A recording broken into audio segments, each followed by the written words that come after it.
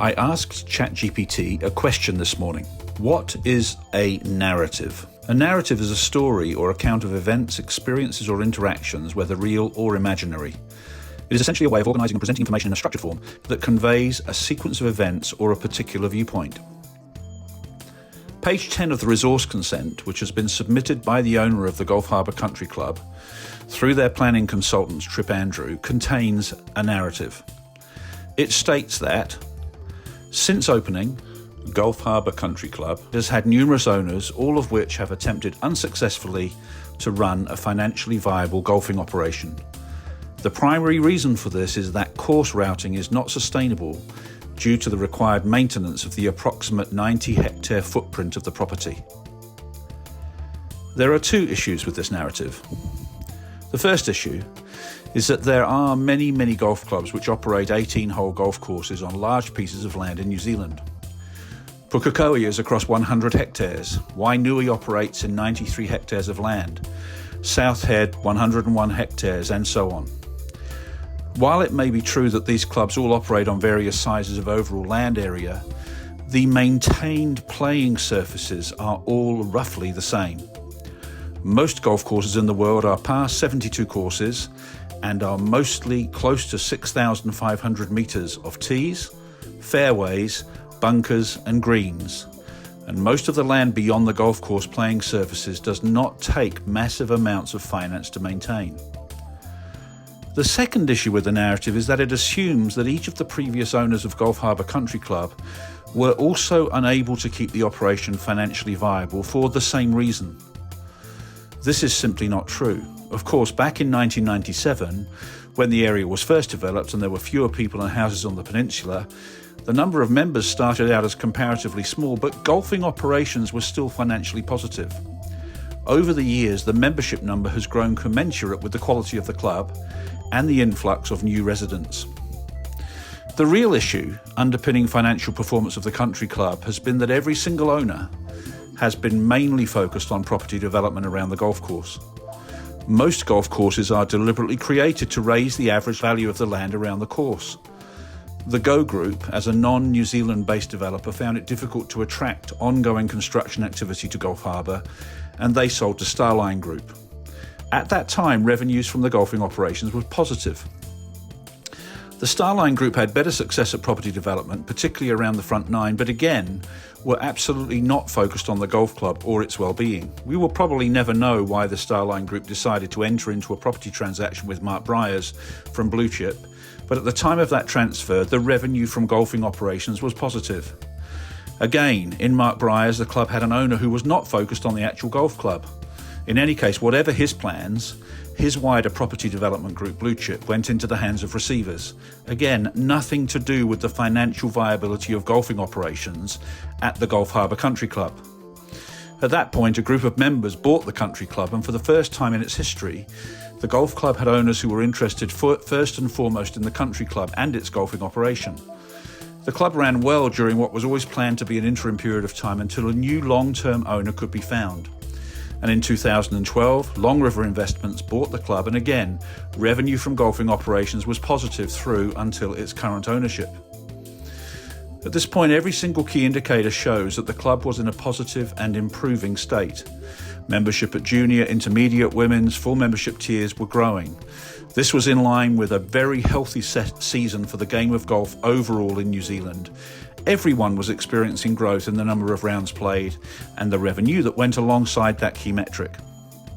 In addition, the club was hosting several very successful events as well as a monthly smorgasbord of competitions. 60 people one night playing Ambrose, and that was a hell of a lot.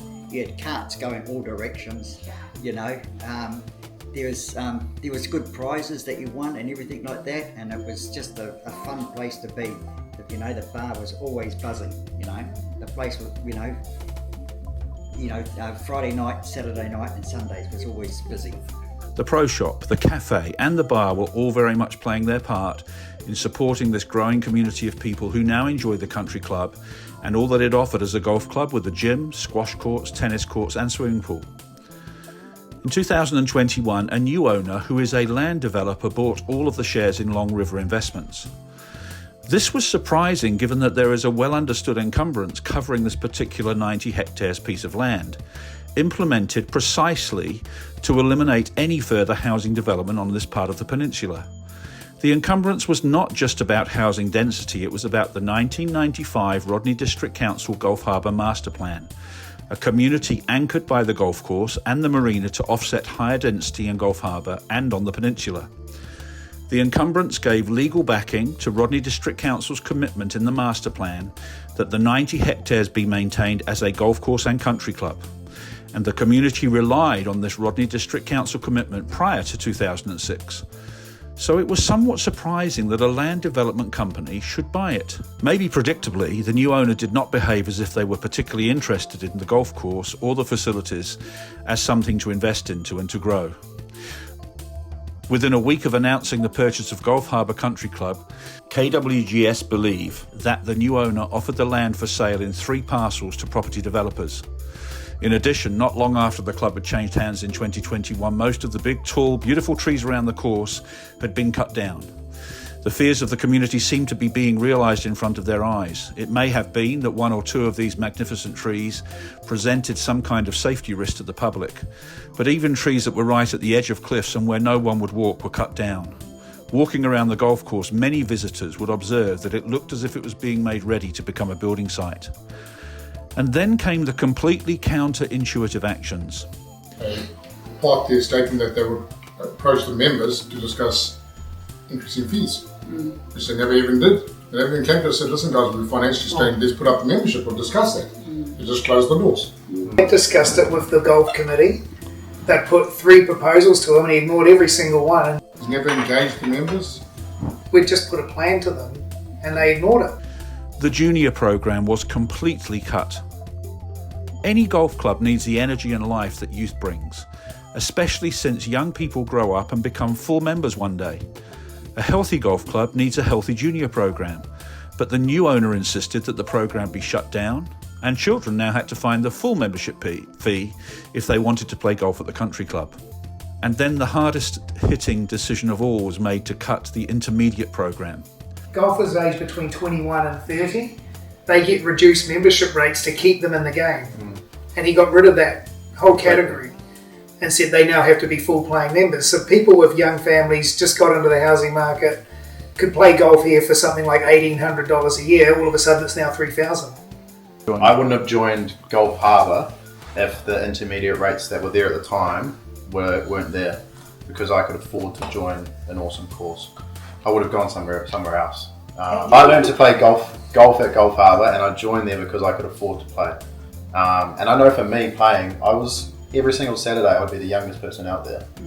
And the minute that they took those intermediate rates out, I fought it. I created a petition to try fight that, because for me, being my age, is like you go out there and there's no young people on the course, and eventually, if it stays like that, there will be no such thing as golf. This affected the biggest demographic of the community. Most people who live on the peninsula are in this 18 to 30 demographic, the time in life when a new home and young family are most people's reality. Having to pay the full membership fee of $3,000 for this group of people proved very difficult, and most people could not stay for the privilege. They simply could not afford to. Having closed the junior and intermediate program, the owner then turned their attention to the women's golf program, requiring all to pay the top tier fee. This decimated the number of rounds played by women. Most left to play at other golf courses. Some have actually sold their homes and moved completely out of the area. This does not just affect the number of rounds played, it slowly pulls a community to pieces. And I mean, I'm not very good at golf. I only do it. I do it for my mental health, my social and my physical health. And I never intend to be good at it. But anyway, I did notice after COVID, the women that playing had just disappeared. We'd really just lost this, it just become. So I said to him, can we start up a women's tournament or a social league?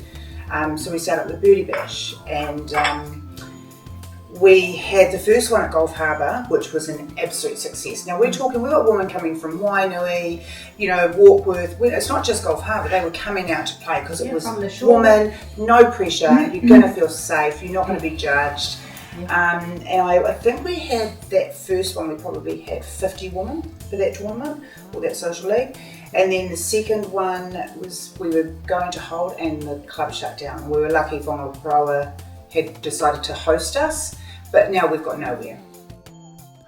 By now, the membership roll at Gulf Harbour Country Club was cut by between 30 to 40%, at a time when the growth of the game in New Zealand was around 20% growth over the 2 years. Every other golf course in the country was experiencing a measurable uptick in number of rounds played, and Gulf Harbour Country Club, one of the most beautifully positioned and maintained clubs in the country, experienced the exact opposite. The focus of the owner then turned to the person who was underpinning the success of the community at Gulf Harbour Country Club, the club pro. Fraser Bond has been a familiar and extremely hard-working face at the country club for over 20 years. It has been his endeavour that saw the number of events grow and the commitment to those events rise to a level which was very popular. Whether fundraising to support the Shakespeare Regional Park or for other community initiatives, or whether it was the weekly Ambrose tournament or the matches organised for weekends, members talk of an environment and community which was a pleasure to be a part of and which added significant joy and value to their lives here on the peninsula. But the new owner made it untenable for Fraser to continue. And so all of those things that were catalysing growth in numbers, enjoyment and ultimately revenue were cut when he left. Most notably, the popularity of the bar where people could come in after a round of golf or just to hang out in the evenings nosedived after his exit, and the owner was not able to resurrect anything to replace all of those things that were underpinning the success of the country club. Whether that was by design or ineptitude, we may never know.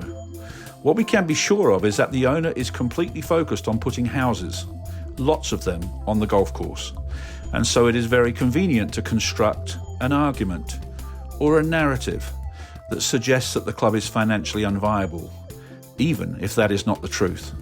So, in summary, the two key narratives contained in the resource consent application that assert that the Gulf Harbour Country Club has too much land to maintain and that this is the reason for its financial failing are completely misleading, or irrelevant, or both, and in any case, not true. The relationship between the overall size of the course and the costs of running a country club are not directly related, and the financial state of Gulf Harbour Country Club in 2023 was almost completely due to the actions that the owner appeared to make in obliterating the membership roll. KWGS financial and golfing experts have consulted widely to build a financial baseline that demonstrates that the golf course can be run profitably and that the 90-hectare footprint does not impact this profitability. However, it now appears the owner is no longer pursuing the resource consent application with the council. KWGS believes it is likely they will try and access a full resource consent for housing on all of the land by applying to the government's new fast-track approval process currently under discussion in Parliament. KWGS strongly opposes government approving any such application under the FTA and should defer any application to the local council given the massive negative social impact such a consent would bring to the community. Underneath these two untrue and in any case poorly constructed narratives is really a familiar theme. A property developer is attempting to make a huge profit, mostly for offshore investors, by destroying a national treasure at the expense of a happy and thriving Kiwi peninsula community. How about we finish with a narrative which is underpinned by the truth? Gulf Harbour Country Club operated without any closure days, apart from during COVID, for its entire 27-year history prior to the current owner. It is the only club in New Zealand which has hosted a hugely successful World Cup of Golf event. It has successfully staged 3 PGA events. One of the world's greatest golfers, Lydia Ko, made this her home club for several very successful years. John Daly made an attempt to drive the 16th green at this club. Gulf Harbour Country Club has become a favourite international tourist destination and made the top 100 of the world's best golf courses for several years. The club invested significantly in new equipment prior to the current owner's purchase. The club has remained financially viable for every year of its operation since opening in 1997 and remained close to break-even in 2023 in spite of the current owner's apparent attempts to destroy its value. There is every reason to believe that in the hands of motivated leadership and management, Gulf Harbour Country Club can continue to be an asset that benefits not only the community that is the Whangaparoa Peninsula, but also the whole of New Zealand. At KWGS, we are staying closely involved. Keep Whangaparoa Green Spaces was formed in 2021 by a group of peninsula locals when Greg Oliver first bought the golf course. They were suspicious that he would not be committed to running the golf course and maintaining this invaluable community asset. They believed that he would only be interested in closing the course to build houses, given his property development background. We have already represented everyone on the peninsula at council meeting of the Parks and Recreation Committee and presented a petition signed by almost 5,000 residents of the community. We have urged the council to maintain its stance on the encumbrance that is essential to preserve the quality of life that all residents of the peninsula, not just the residents of Gulf Harbour, and indeed not just its golfers, currently enjoy. Most importantly, you can get involved. First of all, if you can find the time to go to www.kwgnz.org,